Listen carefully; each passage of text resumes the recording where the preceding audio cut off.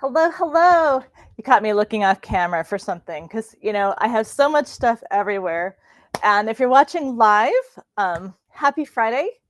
I'm Katrina Walker, and I'm a craftsy instructor. And some of you may know me from my garment sewing classes or my machine embroidery classes, but I thought it'd be really fun to create a tea cozy for our sustainable stitches. So it's fun to sometimes branch out and do something a little bit different.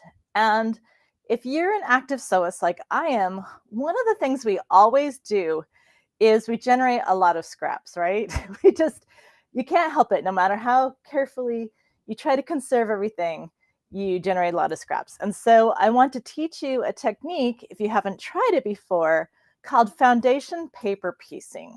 And it's a really fun way to use up all kinds of little bits of fabric.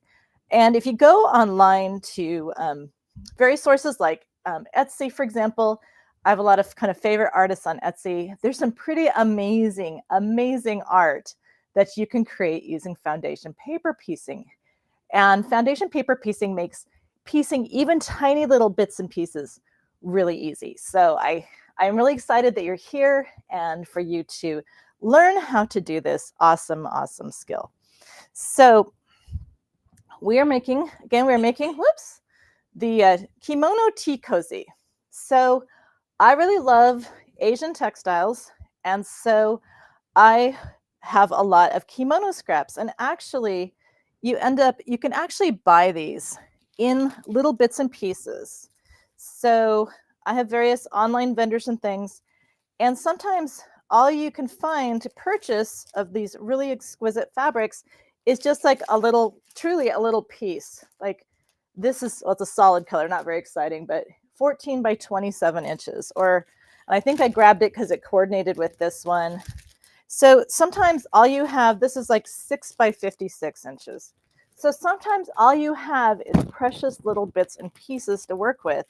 But this is a project that you can have fun with to actually create something. Now, so here is my tea cozy. Now, I created mine to fit this is kind of a medium to medium large size teapot. All right, is for the pattern that you have. Now, remember that there is a downloadable PDF available for this class that you can use to get your pattern. And again, she's put it up on the screen. Thank you so much. And that will have, and this is actually what I was looking for because I have it sitting here somewhere amongst this piles of stuff. Oh, there it is. So it's a PDF that you can print out that has instructions, and there's photos, especially how to put it together. And it's going to take some time for me to teach you how to do the foundation paper piecing. So the actual construction part, I'll walk you through it, but we probably won't have time to truly sew it all together. But I can at least make sure that you know how to do it. It's very straightforward.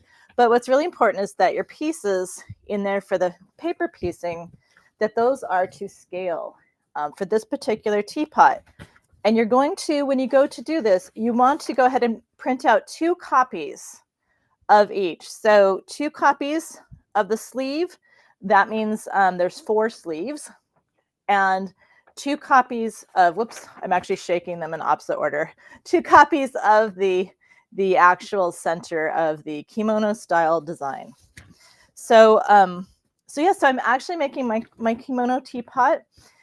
Cozy is actually made out of real kimono and obi scraps. So that was really fun for me to create. So how this works. So when you're getting prepared to do foundation paper piecing, you need to know, of course, basically, will this work? And oh, wait, before I get into that, because I will just be so concentrated on that, you may want to measure your teapot. So if you know, in the instructions, it'll tell you what size the finished product is. And it should basically equal to, be big enough to wrap around the teapot that you're using. So the good news is if your teapot is smaller than this, which like I said, this is a pretty good sized teapot. So this cozy should fit most teapots. But if you have a teapot that's extra large, extra large, The good news is, let me just go to my overhead again real quick here.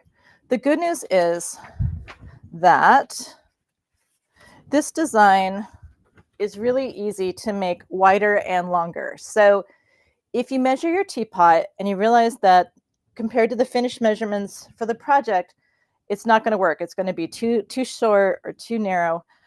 You can simply, if you need to add length, you can add it to the bottom of fabric A and fabric B for the sleeves. So that's if you need to add length. And if you need to add width, I would just add it to the sleeves. So if you need to add width, just make the sleeves wider. And of course, if they need to be longer, do make longer too. But this makes this pattern super easy to scale up or scale down. Like I said, I wouldn't bother making it smaller for a smaller teapot, but if it's not going to go around a teapot at all, then that's different. But really easy to make this bigger to fit a larger teapot. Okay, so another word of advice when you're working with paper piecing, foundation paper piecing, is that it's a really good idea to go ahead and cut out individual pieces of your design. So actually maybe make 3 copies. Excuse me, I'm just gonna make this not quite so bright on the screen.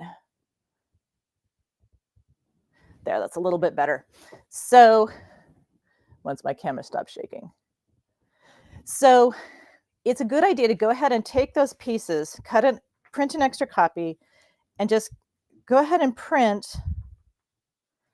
the pieces out of your design. And the reason why this is a good idea is twofold. So one reason that it's a good idea to do this with your foundation paper piecing is that you can compare this to your scraps of fabric.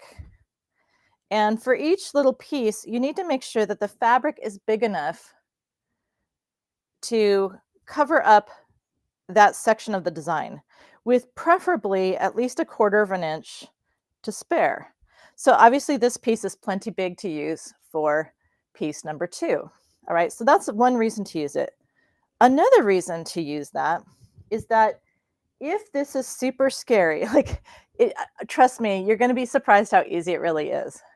But if this seems a little bit challenging for you, you can actually go ahead and use this along with perfect applique. So this is, I actually have it by the bolt. So perfect applique is a silky product that I love for doing raw edge applique. So if you're in a hurry and don't have time to piece, this is a paper-backed web. And what you can do is you can go ahead and you can trace this. You can fuse this to your fabric. I'll just fuse a piece on there. So this is the web side, right? So you can fuse this to your fabric. Now, normally, no, I would not do this with the fusible side up, but just pretend I'm sticking that down. You would want to use, in real life, you want to use a non-stick sheet. So you can put your fabric on there, and then you can actually just trace and cut this and make it into raw edge applique instead of doing piecing. So there's just more than one way to use this design to create something really fun. So, because not everybody likes to piece, but that's where you can use something like perfect applique to do it raw edge applique anyway, and then you can use some beautiful thread, do some decorative stitches to cover the raw edges, and do it that way. But I wanted to focus on foundation paper piecing today because I know it's something that not all sewists learn to do. I had never done this until I actually edited a book on it. So that was a crash course for me.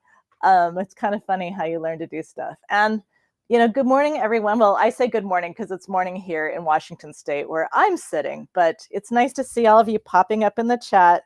So hello, hello. It's nice to see you all.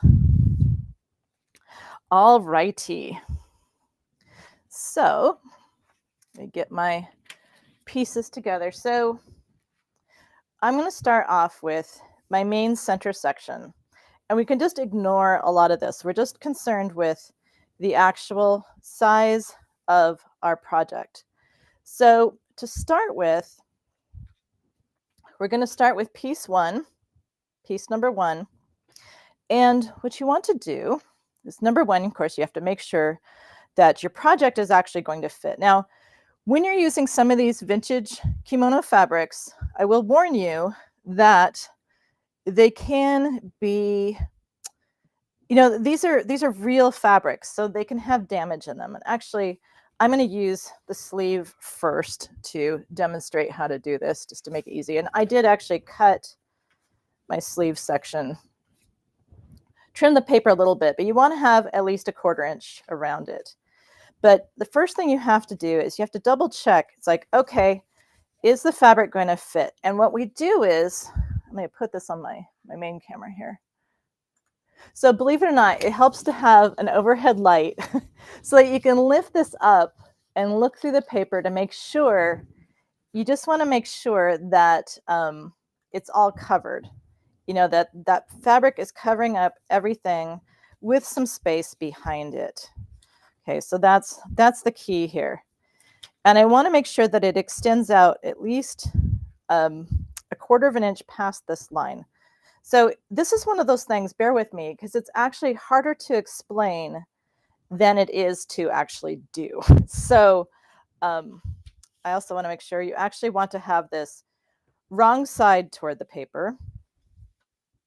I would have been very upset with myself had I not just corrected myself. And what's good about this being wrong side up is that you can use sticky stuff. So you can use like good old Sulky KK2000 to just baste it in here. And the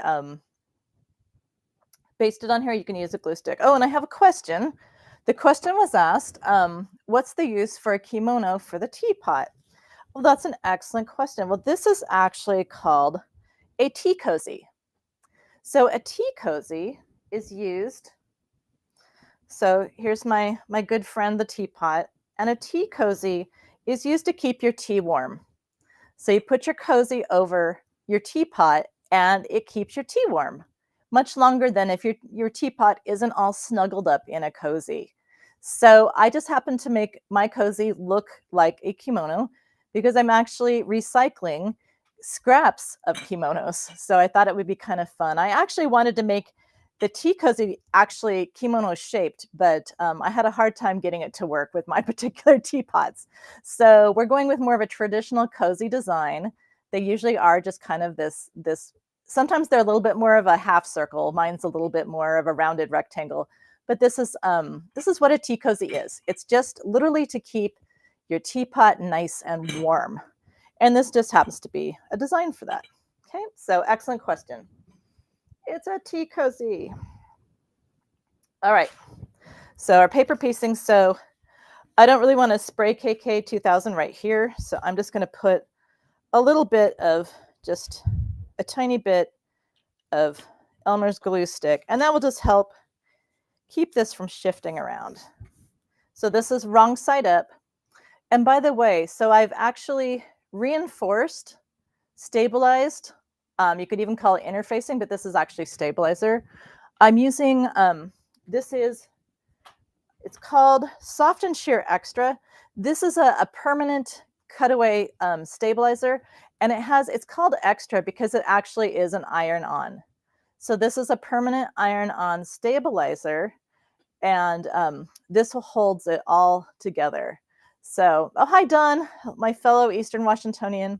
So this actually helps kind of stabilize it. It makes the fabrics all behave really well. And sometimes some of these really old kimono fabrics can be kind of delicate. And so using the Soft and Sheer Extra helps to really give it some strength and support. And we're going to be using 1/4 inch seam allowances. So you want to have some kind of interfacing or stabilizer to make sure that your seams are nice and strong. Okay, so again, fabric wrong side up. I'm just going to make sure that it fits this space with at least 1/4 inch hanging over. I'm going to put a pin in it. Now, it helps to go ahead and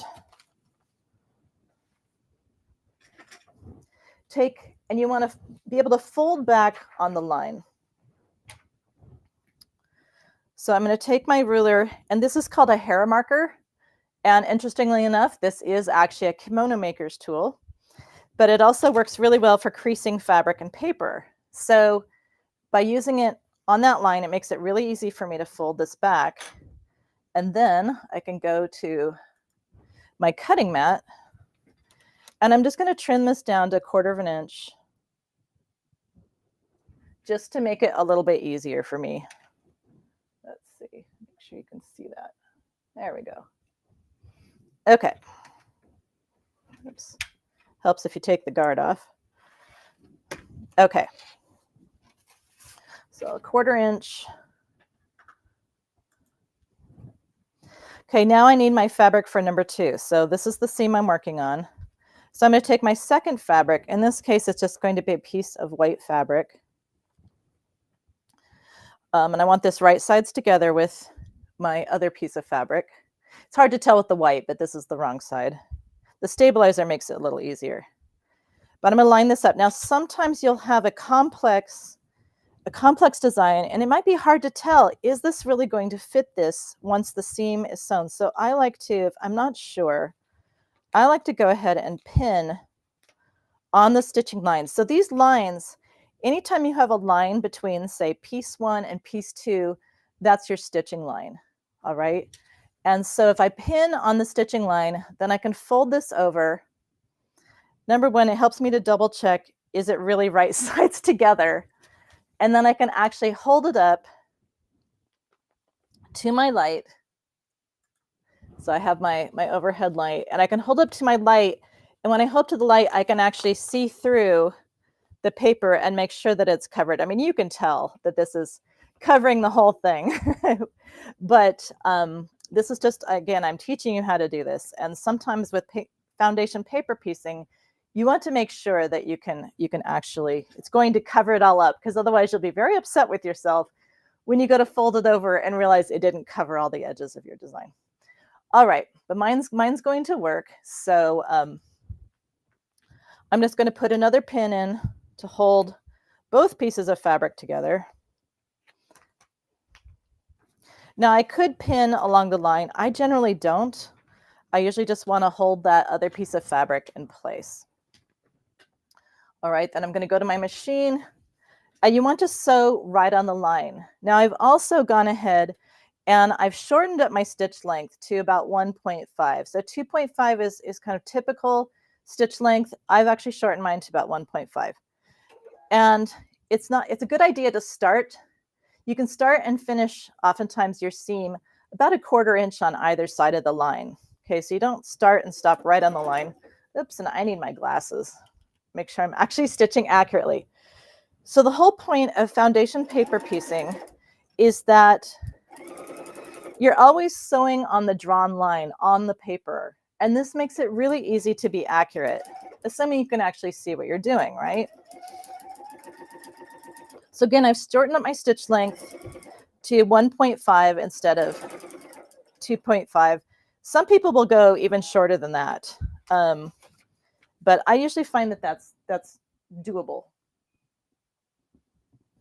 So I've stitched on the paper. I thought red thread might help. And now we're going to go to the overhead. I can pull my pins.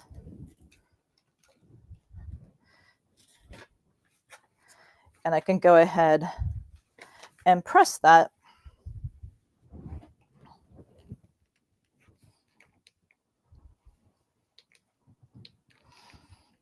On that line. And that is one sleeve piece completed for now. So that was obviously super easy. So let's do the actual bodice, and that's a little bit more complex. Okay, I'm just going to use this one rather than my official colorful sulky one. It's already printed. So in this case now, we have 1, 2, 3, 4, 5, 6, 7. Obviously they're numbered. You wouldn't have to count it. Pieces to our design. All right, so we're going to start with 1 and we're going to stitch 1 to 2.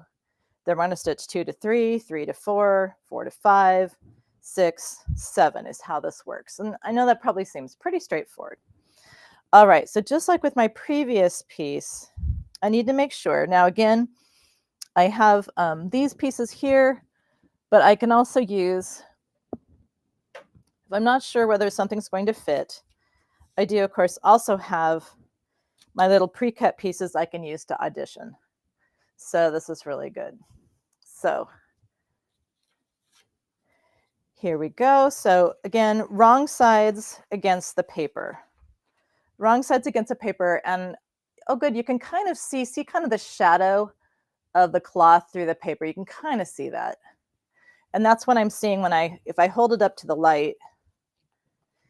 Again, the main thing is I want to make sure that this piece of fabric is extending past all the lines, at least 1/4 of an inch if I can. Sometimes, you know, it might be 1/8 of an inch, but if you can, 1/4 of an inch. And again, for this first piece especially, I like to put a little KK2000 or a little glue stick. Remember, that's the wrong side, so glue stick is not super like hardcore sticky. It's just a little tack to keep it from shifting. Okay, so just to kind of help hold it there. Oops, I need to move it up just a little bit. So again, luckily Elmer's is pretty forgiving. Just going to hold it where I can see through the light. You definitely want a good light bulb somewhere when you're doing paper piecing, so you can see through. It's be kind of embarrassing if I get this wrong on camera, right? Embarrassing, but not the first time. So I would get over it. All right, for piece number 2, that's just this little slice right here, piece number 2. So it doesn't take much, and I actually had a scrap sitting here that was perfectly adequate. 4 is a little bigger, so I can use this one. So again, I'm actually going to go ahead and I'm going to fold this back and I'm going to trim off any extra along that stitching line just to make it a little easier for me. But again, this is a Hera marker and we use this to fold things. I'm just creating a crease line, and don't worry about having crease lines running all over your paper, but I just want to crease this so I can fold it back on that line accurately. It's just a lot easier than trying to fold it by hand. And again, this means I can take it over to my cutting mat and I can trim a 1/4 inch seam allowance on that line. Now let's see, talk about accuracy, and then I get a little bit of a ding there. There we go, that's a little better. Okay. But just to make it a little easier to line up my second fabric, I'm going to go ahead and trim that down to a 1/4 inch seam allowance on that stitching line.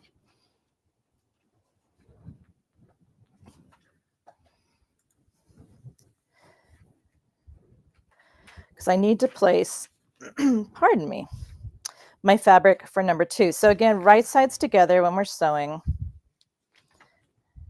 I should be able to just line that up like that. Looks like it should cover up. So here's the lines for 2 that it's when it's folded back. That looks like it should work, but I am going to go ahead and pin on my stitching line to make sure that it really is going to work. Better to be safe than sorry. Goodness gracious. My morning tea is sticking in my throat. Okay. So again, I've pinned on my stitching line, and this lets me go ahead and fold the fabric back on the stitching line as if it was sewn, and then I can hold it up to the light and double check. For me, I have to hold it up to that light, but it lets me double check that yes, when that's stitched and the fabric is folded over, it's going to cover up this whole space. So this is a pretty generous piece. So it is going to definitely cover that at least a 1/4 of an inch extra all around. So we should be good to go. Shouldn't say we should, we are good to go. I'm just going to go ahead and put a couple pins in. This time I actually am pinning kind of into that space because it's not a real big piece of fabric. I'm just gonna make sure I didn't. Sometimes things can shuffle, so you want to make sure that you didn't accidentally move it around.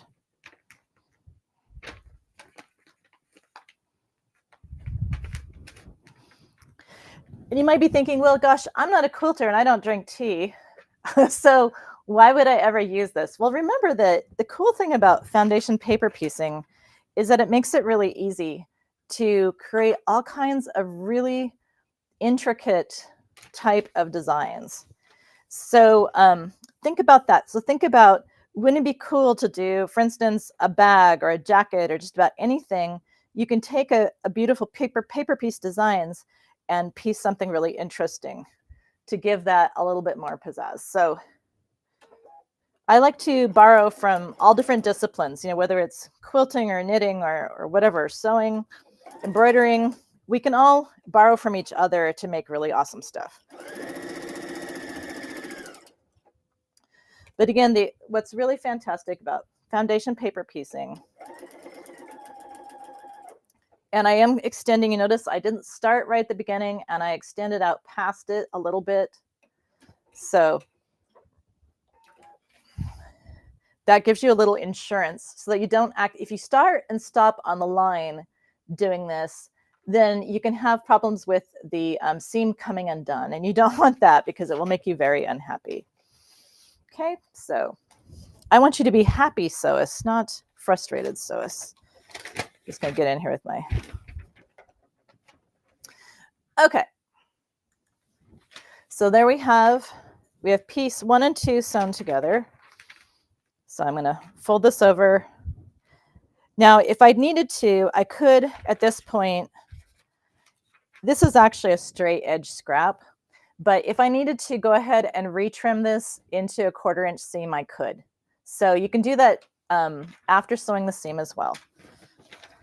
But it looks nice and tidy. That's really all you're caring about. Remember that the paper is the wrong side, so you're not going to see that, right? So we just want to go ahead and press that.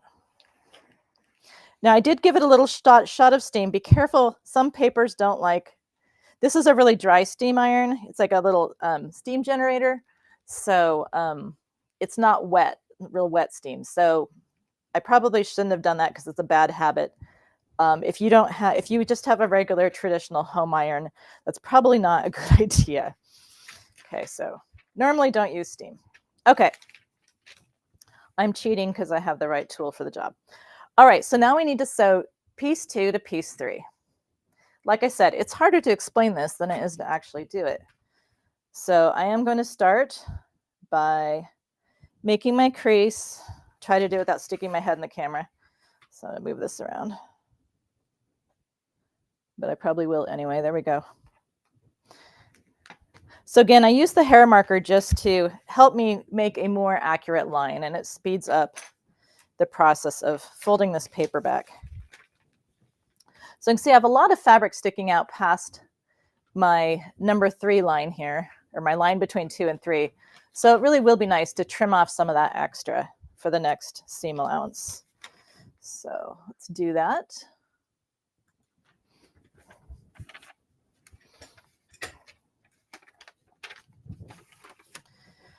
Just keeping it tidy.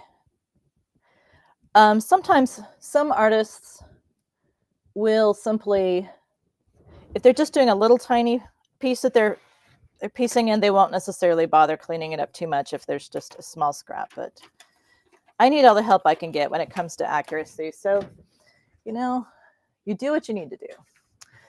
All right, so now we're going to do fabric 3, which is white on my diagram. So this is the wrong side. We want right sides together. And so this happens to be a squared off scrap too. But again, I'm still going to go ahead and pin on the stitching line to make sure that it's going to fold over and cover up that number 3 space. I know the piece of fabric is big enough. It's my own ability to do it accurately or put it in the right spot that I always question. And yep, it looks like I'm good to go. Just double check that. Yeah, that'll be great. So I'm free to go ahead, and I'm just going to leave that pin in for a second while I pin that piece of white fabric in place for the center.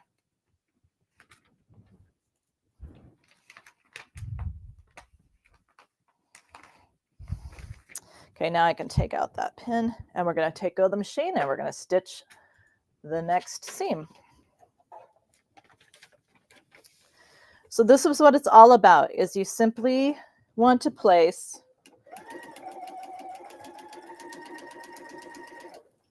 each fabric in order. So the reason why this is all numbered is to go ahead and just give you a clear construction order.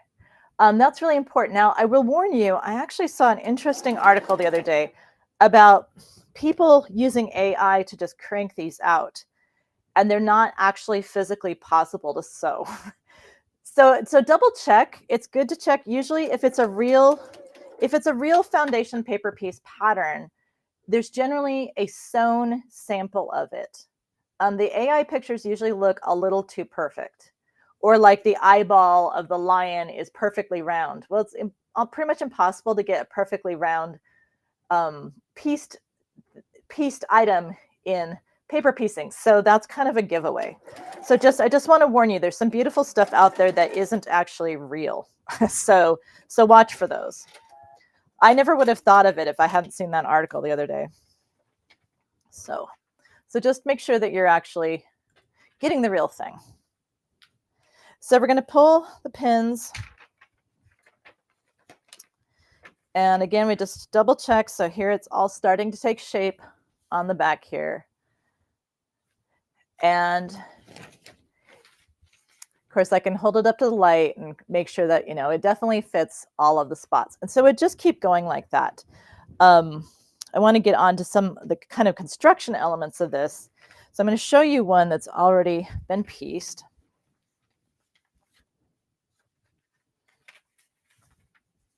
So here's what it looks like once you get it all pieced. So you can see here's all my stitching lines. It's not done in red thread, so it's not quite as obvious. But you just want to make sure that this all covers everything, at least, like I said, at least 1/4 of an inch.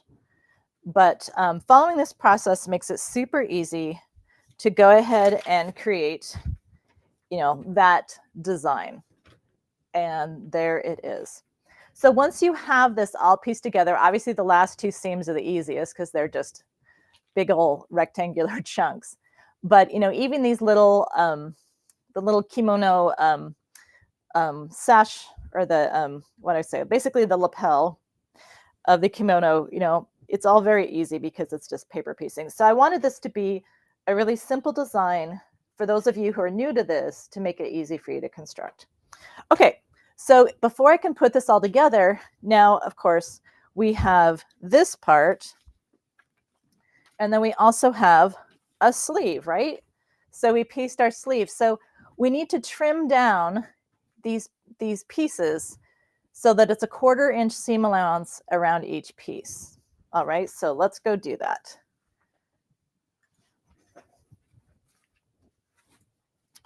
So we're still using those lines, the lines on our design, to make this as easy as possible. Just move my cutting mat a little bit here.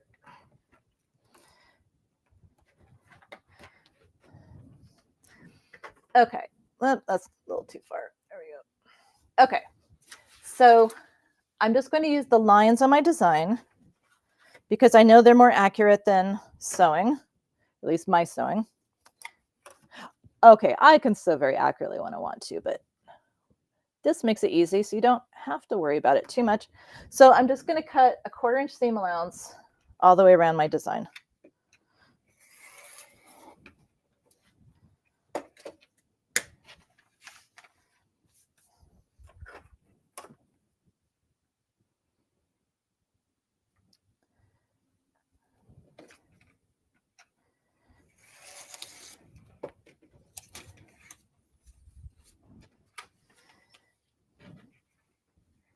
So again, the lines on the paper make this super, super easy.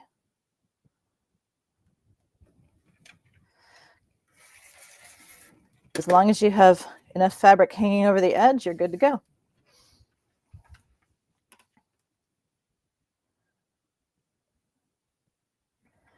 So it's okay if it looks like a big old mess when you first get done piecing it, because it'll be nice and tidy once all is said and done. And you can see here where actually it's not quite a 1/4 of an inch, apparently. So oopsie when I piece this, but it's okay because there's still enough fabric there. It'll be caught in the seam, so I'm really not worried about it. And of course, I need to do the same thing to my sleeves. Here's one sleeve that's already done. You know, the magic of video here, right?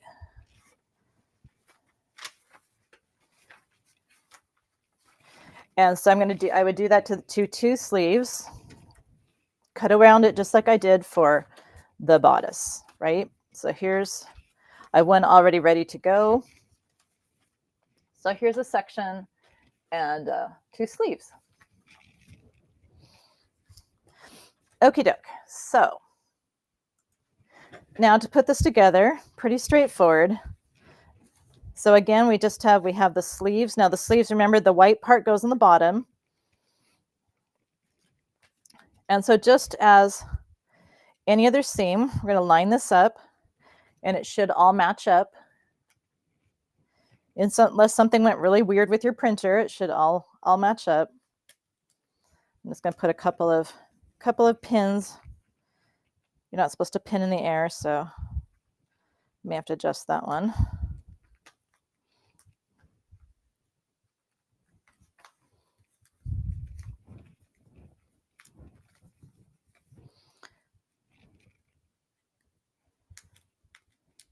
But foundation paper piecing is all about making precision easy. And I'm going to go ahead and pin the other side on there. Again, just double checking that I put the correct side facing upward.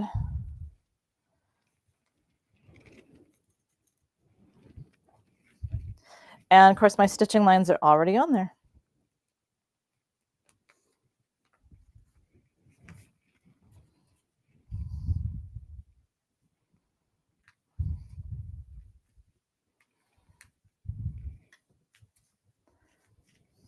Okay, so let's go ahead and sew this together.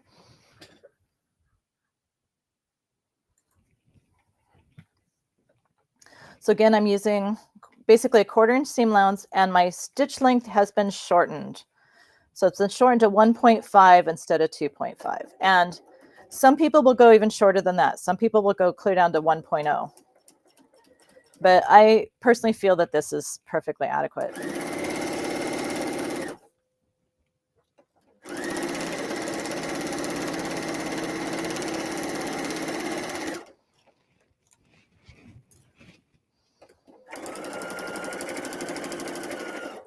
There's one side.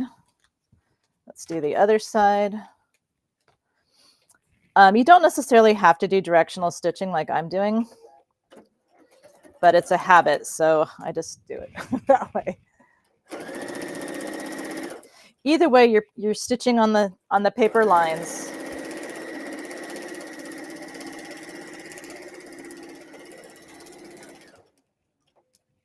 So if you're not real confident about sewing 1/4 inch seams, this is a great way to practice. And again, I just go past the edge. I don't bother to backstitch. I just want to go past the edge. That is fine. Okay.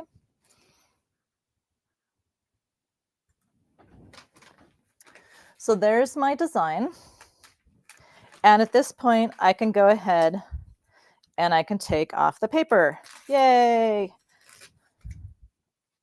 I don't usually worry if there's a little bit left, but you can actually, they make water-soluble paper. And so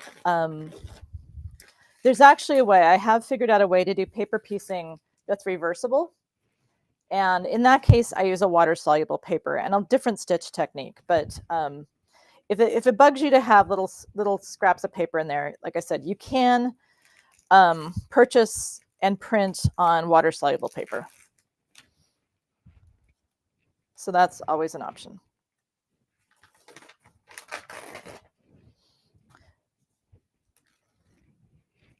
But just be real gentle. You don't want to undo your seams.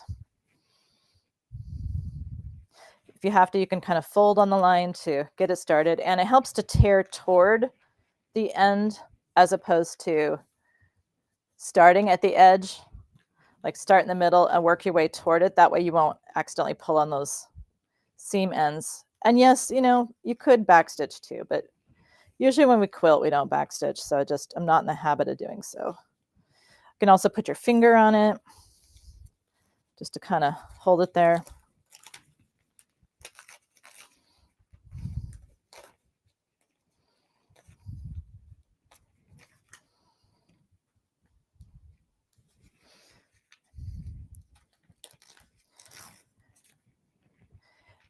And you can even decide to just leave it in there, but I'm going to take most of it out.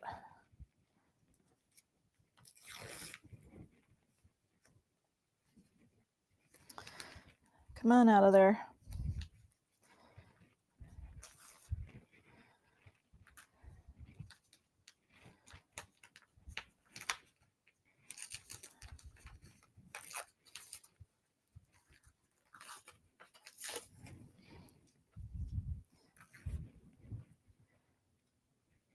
You can see why the water-soluble paper has its advantages, but these are kimono fabrics. They can be hand washed, but I generally dry clean them. I'm really not worried about how often I'm going to have to clean my tea cozy. So, and yes, the comment was made. Asked a couple of questions. So one question was asked. Anna was asking, "Do needles dull fast when you're doing paper piecing?" Excellent question. I haven't really found it to be a huge problem because usually the fabric that I'm paper piecing is usually pretty forgiving.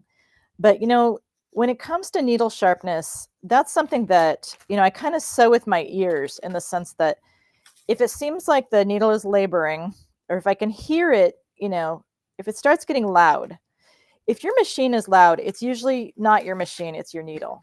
So I just kind of listen for it and I'll change it if I need to, but I have not noticed. Now, mind you, I'm primarily a garment sewist, so I don't do a ton of paper piecing. So I probably haven't done enough of it, like a whole quilt, to where I would actually, you know, notice. So I'd kind of stick with the 8-hour rule, if nothing else. And that is, you know, change your needle out about every 8 hours of sewing. But mostly I listen with my ears because I sew with a lot of silk. And silk, paper isn't so bad, but silk will definitely dull your needles really fast. So it's more, the fabric I'm sewing is actually more of an issue. Oh, and see here, when I sewed this block for practice, I didn't trim off after sewing that piece on there. So see this extra seam allowance? I'm not going to worry about that. It's not a big deal. I could go in and kind of retroactively trim it back. But, you know, as long as it looks good from the front, you know, you're never going to notice in your tea cozy that there's extra seam allowance in there. Now, this fabric has been faded in certain places. It's a very old kimono scrap.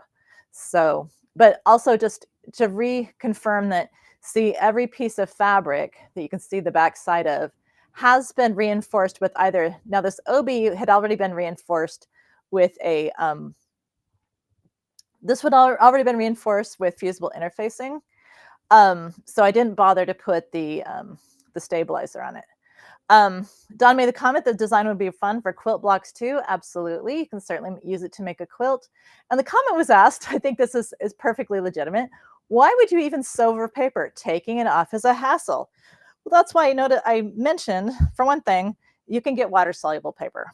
But the whole reason for foundation paper piecing, the whole reason to sew over the paper is that it enables perfect accuracy, right? So you could theoretically, you could cut seam allowances and piece this together, but it's so much faster and easier to just do it by stitching on the lines on the paper. So that's the whole point of foundation paper piecing, is you're stitching on the paper because it makes it easy and fast to accurately piece even little tiny piecing, even really complicated designs. Yes, taking it off is absolutely a hassle. So some people just don't even hardly bother. right? They just leave it in there. And again, if you were using a water-soluble paper, you could just wash it out. And that's what a lot of quilters will do. If they're doing a whole quilt, rather than take the time to remove the paper, they'll just use they'll print it on water-soluble paper, and they just don't even have to think about it. You know, it's going to come out in the wash when they wash the quilt. So perfectly, that's a great question. Yes, it's a pain, but remember, it's all the paper is on the wrong side of the block or the wrong side of the project. So you're never going to see it. So, you know, should you just decide to ignore it, you know, that's up to you. You're never going to see it. But I am going to go ahead and press these seams. Now, we generally press them toward the darker area, but this OB piece is so thick, it doesn't really want to press that way. So I'm going to break the rule and press in the other direction,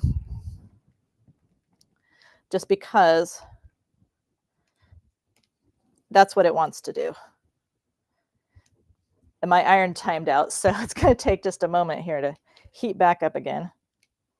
There it goes. My friends at Reliable swore to me that it has a 30-second heat up time. So, and it does seem to be the case. Less than 30 seconds because it was already warm, but I told them, like, no, I need to be able to disable the auto shut off, and they wouldn't let me do that, but they did assure me it would heat up quickly, which that was a good test. So here we go. So now it's time to, oh yeah, Anna says, it's like paint by numbers, less thinking. Yes, that's absolutely true. It is like that, less thinking. All right, so now we're ready to go ahead and quilt this. If you want to do quilting, you can quilt this. And just for the sake of time, I'm not actually going to do it, but I will show you what it's all about. So for my actual project, I thought I had this batting cut into 2 pieces. So I'm kind of a weirdo, so I'm actually using silk batting because that's actually what I had on hand. You can use whatever batting you want. You know, the main thing is you want insulation. So if my batting looks a little odd, it's because it's actually silk batting. So if you want to go ahead and quilt this, you have a lot of different options. If your obi, you know, not everyone has scraps of actual Japanese obi like I do. So you could just take even plain fabric and decorate it with stitching. You could do a lot of things. So when I quilted my actual project, I just did very simple. I stitched on both sides of the obi. I stitched the sleeve seams and I stitched the neckline seams, but I don't think no, maybe I guess I stitched on the ditch on around all those pieces. Okay, so it's not super obvious. It does give a little bit of texture to the little obi, that little belt, but that's all I did, and it was just really basic, just to help keep the batting from shifting. So, like I said, I'm not going to take the time to do that right now. So I'm just going to cheat, and I'm just going to temporarily baste it in place with my KK2000 here. Luckily, this stuff is pretty thick, so it doesn't really overspray much. It does stink, but you know, but it's a temporary basting spray, so it eventually evaporates out, basically. Okay, so I'm going to take that, and actually, I have a second piece here. So I'm going to show you how to also cut the corners. Normally, you try not to cut corners in life, right? But in this case, I included a corner cutting template for you. And so you'll want to go ahead and round off. I'm going to have to do it to that other piece, but you'll want to round off the corners. You can just use, oh, there's a bug. You can use a plate or whatever you want, a curve ruler, but I put one of these in your kit or in your instructions just to make it easy. So I just need to stick this down to some, since I don't really have time to quilt it.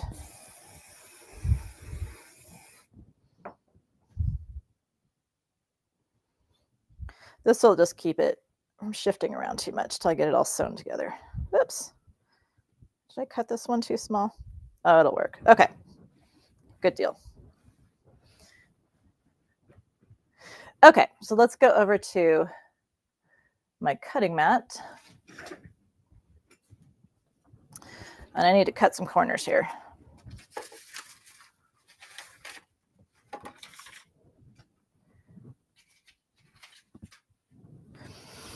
Okay. So this is pretty straightforward, obviously.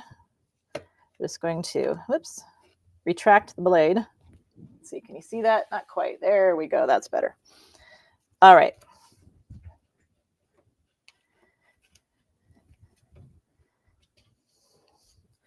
So we just want to cut the corners of the top pieces. Now, another thing that you can do with this is you can actually create a little loop to put on there. I'm just going to mention it in case I forget to mention it again. But see how I made a little loop for the center front of mine? So that's something optional. You can do it. I just made a tube from some of my fabric. You can use a piece of ribbon, or you can just not do it at all. It's up to you. But I just wanted to, while it crossed my mind, I wanted to make sure I mentioned it. All right. Okay. So you just want to trim those off, and we also just want to trim the batting to match our piece. Let me just grab a ruler real quick, and we'll just get that trimmed up.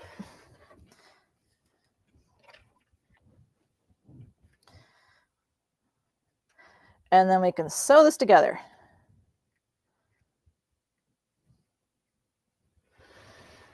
It goes together very quickly once it's pieced.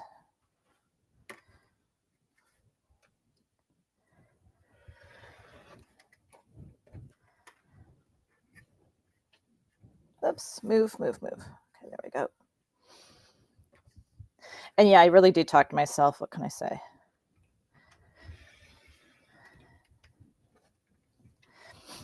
Okie dokie, so there's one. Let's just quickly do the other.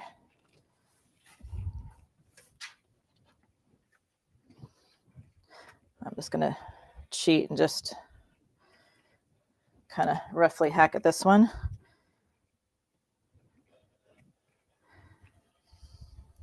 Obviously, I already have a finished sample, so now I'll have two. There we go. Do. Okay. Good to go. All right. So you want to make sure that you have lining pieces that are cut to the same size, approximately the same size. You know, they could be theoretically a tiny bit smaller, but the main thing is on the bottom here. You want to make sure the bottom edges match up. So what we're going to do is we're going to stitch a lining piece to each design, each outer design. And one of these we're going to sew all the way across. I'll do that one first, all the way across, and then one of them we're going to leave an opening in the center, and that's to turn everything right side out. Okay, so let's sew that one first. So again, this one I'm going to sew all the way across, both layers together. Now for this, I like to use a 1/2 inch seam allowance. Pretty sure I designed it accordingly. So for my actual construction, I'm using 1/2 inch, just to give it a little more strength than 1/4 inch. And it's easier to turn in a 1/2 inch. So should be in your instructions. Oops. And I'm actually going to set my stitch length back to normal. And I did back stitch because, like I said, I want this to be a little stronger.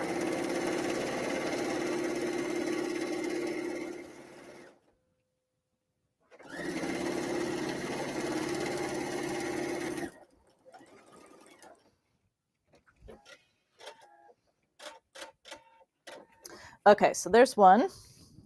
Now on the second one, again, remember I have to stop in the middle and leave a hole. Now, so I could either start and stop from the middle on both sides, or I'm just going to go toward the center. I just need to leave a big enough opening that I can pull this right side out once it's sewn together. I can kind of feel the center of my design. So there's one side. Of course, I could have marked it with pins to show myself my opening. That's also a good idea, but like I said, I'm just doing this a little quickly.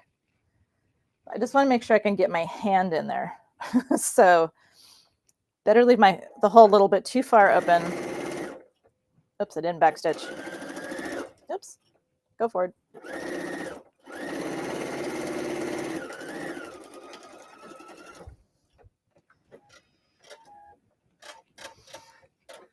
Okie doke.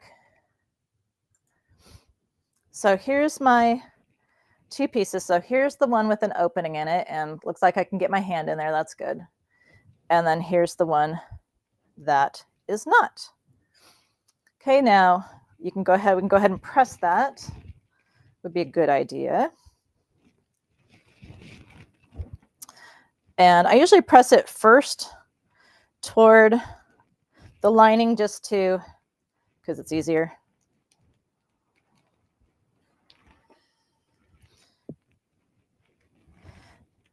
But ultimately, I'm going to want this all turned inward. So I do actually also press it toward. And I know it seems awfully redundant, and it is, to press it twice, but I just feel like I get a crisper edge that way. But should you feel that that's not necessary, feel free to skip the pressing toward the lining thing.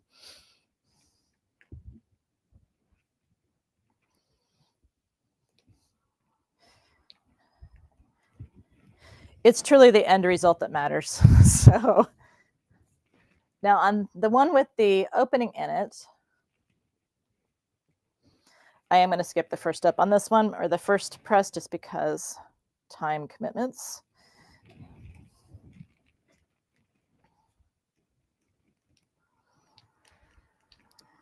But I do want to make sure I have a nice press on that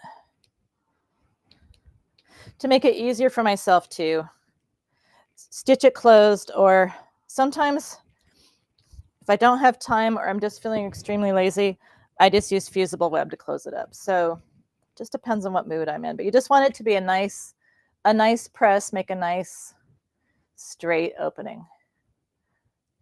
Oh, I'm glad you talked yourself too, Don. It's mostly I talk to my machine, to be honest. And I spend a lot of time apologizing to my machine, because sometimes I'll do something stupid and I think the machine screwed up, but it's always me. So I spend plenty of time apologizing. So being a sewing professional means that you make bigger mistakes faster. It doesn't mean that you don't make mistakes. In fact, if anything, they're worse, because you really should know better, right? It usually becomes because I'm not paying attention. So I just want to make sure that, and again, if you wanted to, you could put, a little piece of ribbon or something here. Pretend this is actually a nice tube. But you can fold a little piece of ribbon here and insert it into that. Whoops, sorry, you can't see that. Let me pull that down. Okay, so pretend this is actually a ribbon, or it's finished. But if you fold it like so. So if this was a nice looking tube, you can just fold it like so. And then when you sew this together, of course, it will hold it in place. And that will be a nice little pull tab on the center. So I'm not going to add one because I don't have one prepped. So I just want to make sure that I'm, lining this up somewhat accurately here.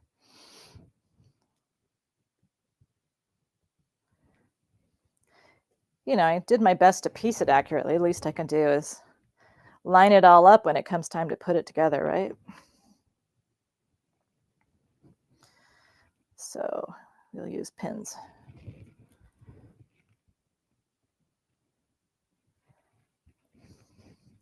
And I find that sometimes when you stitch curves, they can slip. Like one layer will shift and you don't actually catch it. So I've learned the hard way to be a little more careful. Now, because we left an opening at what's going to be the bottom, and notice I'm folding my seam allowances up here when I'm doing at the base, I'm folding them up toward my cozy. So because we left an opening along the base of our cozy, this means we can sew around the edge of this in one shot. Now we could have left an opening in the lining instead. We could have sewn that whole seam, left an opening in the lining. So that's also an option. Either way works perfectly fine. For some reason, I decided to do it the other way. I've seen other cozies where they chose to put the opening on the top of the regular cozy side. And I don't know why you would do that when you have a lining that you can, leave that open. So anyway, I just want to remind you of that. For some reason, I chose to do it the other way, but you can certainly leave the lining, top of the lining open to turn it instead. In case you're already thinking that, you're correct. You can do that way too.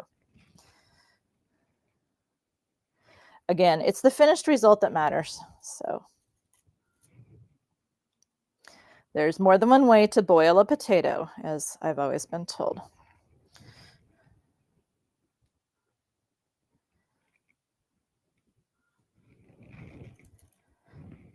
Almost there.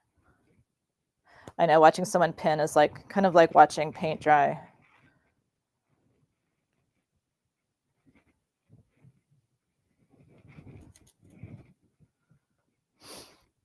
All right, let's take this to the machine and sew around this puppy. Put it together.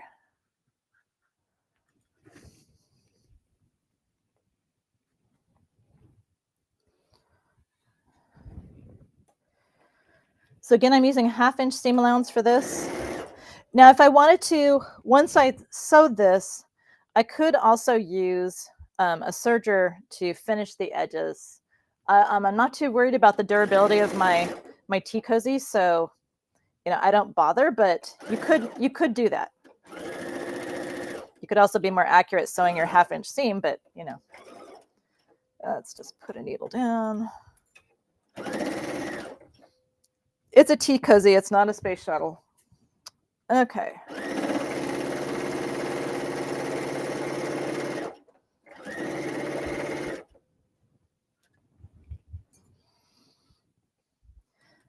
My batting's kind of obscuring my view here a little bit. Oh, I'm still pretty good.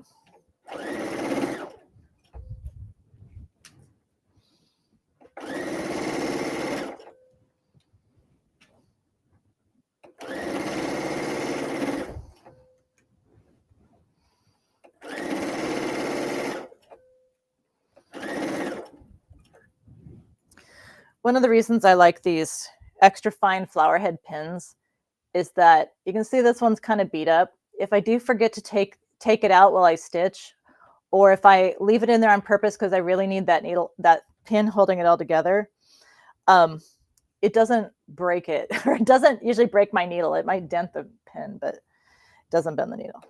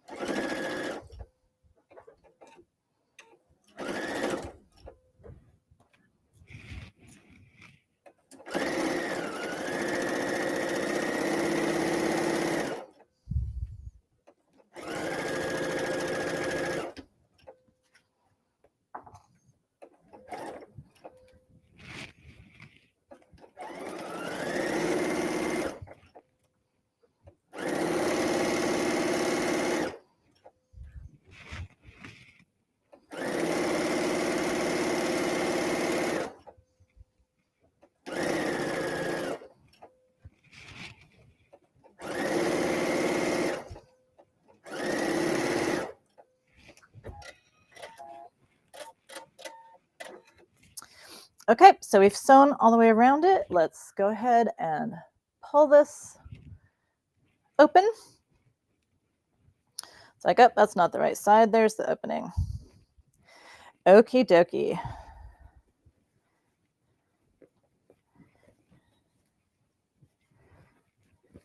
I probably still gonna wish I'd make it even larger, but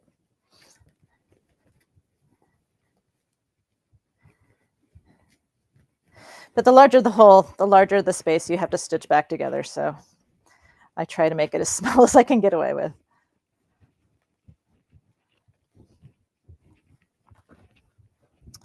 So there we go. Let's pull this out. Stuff that lining up in there. Get in there.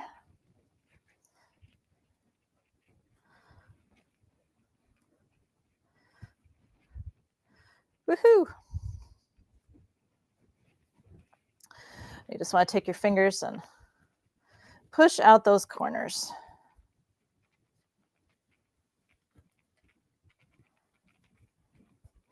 And you can kind of roll them in your fingers too. And of course, you can take this to your ironing board and press it over a ham. But you want to press it gently. You don't want to squish your batting too much, especially if it's like my batting is pretty heat resistant because it's silk, but some battings will melt, so you have to be careful. But there we go. There is our tea cozy with a little bit of, like I said, a little encouragement with a little steam to shape it up.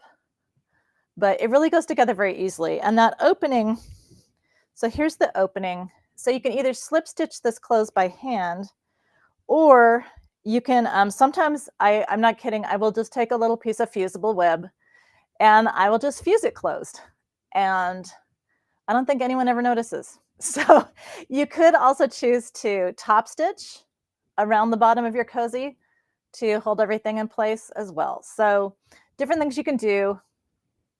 I usually find once it's pressed real well that I don't really have any problems with the lining showing. So there it is. So I hope you've enjoyed a little tutorial on making our tea cozy. And I hope that, if nothing else, that you see how easy it is to use foundation paper piecing to create something that could have intricate little details. And it's just a great way to use up all those little scraps that we tend to generate as sewists. So definitely bear that in mind for just something, another piece of art, even if you're not a quilter, something you can add to a garment or a bag or whatever, just to decorate it up a little bit. So pretty straightforward. So if there's any questions, go ahead and pop them in the chat for me real quick, and I'm happy to answer those. And again, just to remind you, if paper piecing isn't your thing, foundation paper piecing isn't your thing, remember that you can use your perfect applique paper-backed web and use the same design to do Raj applique instead, where you just cut the little pieces out, and that lets you just go ahead and fuse them onto your design, and then you can just top stitch them into place. So that's really a fun thing that you can do as well. And I really do love Sulky's perfect fuse, or no, the perfect applique, because the paper sticks on better than most. Like some fusible webs, the paper like barely kind of sticks on, but it really glues well and it's easy to work with. So highly recommend it.